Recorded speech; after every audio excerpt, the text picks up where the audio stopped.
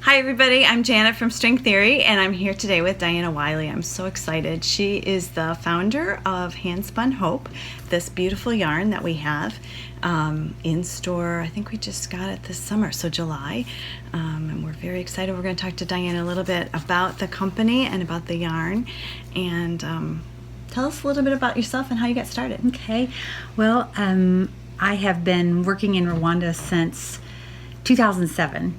And I went there in 2007 on a vision trip to see what we could do. We had a new organization that we were forming, and we'd actually been working, volunteering, doing some volunteer work at a hospital in southeast Mozambique, and we're a faith-based organization. Felt God was calling me to Rwanda for a couple of years, and finally went and saw the great need for women there. Women in Rwanda were really hurt during the genocide of 1994, and there was an avid rape campaign going on to infect women with HIV. And so I didn't really realize that had been a tool of the genocide in 1994, and it was obvious that our work was to be with widows. So most of the women that work for us are HIV positive.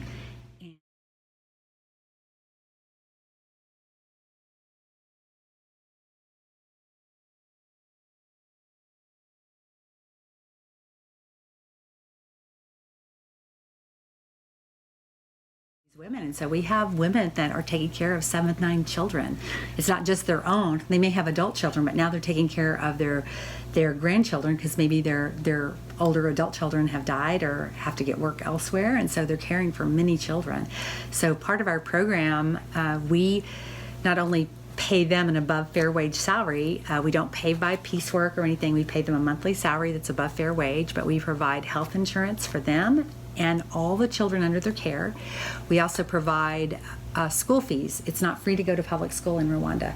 You have to have a uniform, you have to have books, and that equates to about $85 per child per year. And so if you have 7, 8, 9 children, that's just an impossible task. Yeah. And so most of the children were not getting educated. And so currently we have 171 children enrolled in school between secondary and primary school. So they're getting their education, and that's really what's going to stop the cycle of poverty for future generations.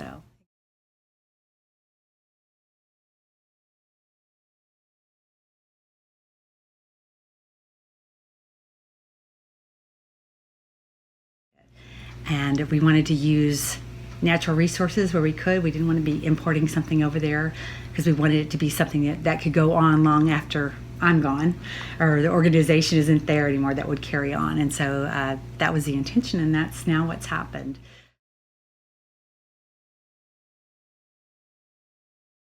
So we've got in the store, we've got a whole bunch of colors. I'm just going to show up. This is the natural, obviously.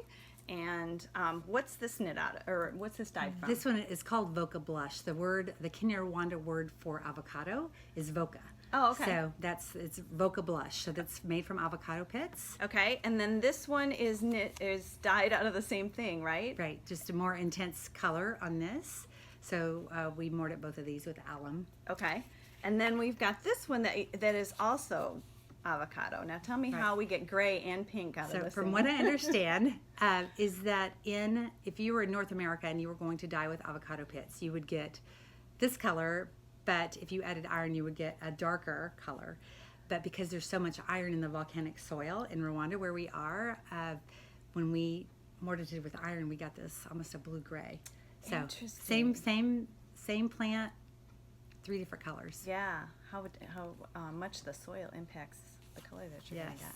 Okay, and then this one is? This one is Mimosa legume, and it is actually the bean plant of some kind of mimosa tree. We're not sure what it is. We haven't been able to identify it, but it's a type of mimosa tree, and so it's the bean pods off of that mimosa tree. Okay, cool.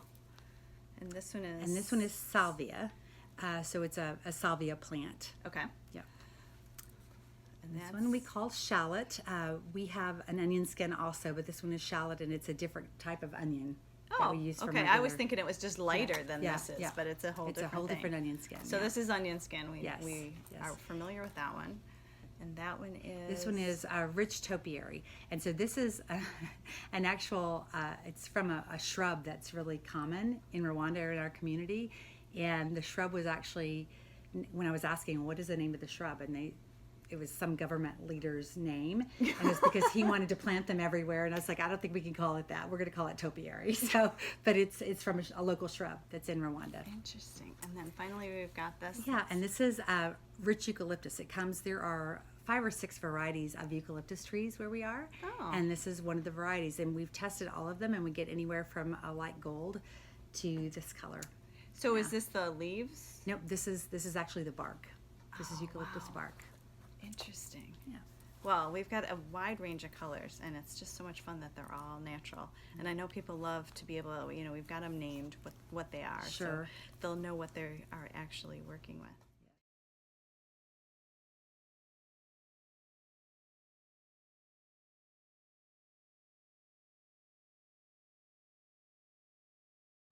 Well, I knit this hat with, it takes one skein. I had a little bit left over I'm going to use, I think, for cuffs for mittens.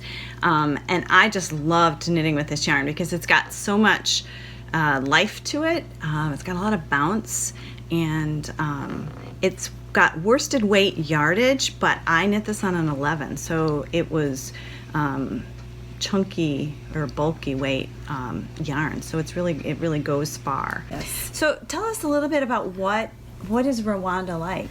Rwanda is beautiful. When people think of Africa, they always think of like the Sahara, and it's hot and dusty, and it's not like that. Where we work is in the northern province, and so we're right. If you look on the map, you could see the Virunga volcano chain, and it's where the silverback mountain gorillas live. And so there are 7 volcano chains, and so the elevation is quite high. It's at about 7,000 feet, and so it's nice and cool. It's about 75 degrees year round. There's 2 rainy seasons: a short rainy season and a long rainy season. The weather is beautiful. The people are beautiful, and there's just not a lot of opportunity for women. We had one woman, and I'll give you those photos also, but we had one woman that we hired. She's been working for us about 2 years, and every time we had a construction job, the man that we employ to help us build walls or whatever we're doing, washing stations or whatever, he always hires this group of women, and they're such hard workers, but there's just not continuous steady work for women there. And so she was always on the construction team and carrying huge boulders on her head and bricks, and always smiling. And I talked to our country director, and I said, we need to find out her story, because she's so dedicated to what she does, but she'd obviously be great as we're expanding. And so now she works for us, and completely changed her life to have steady employment.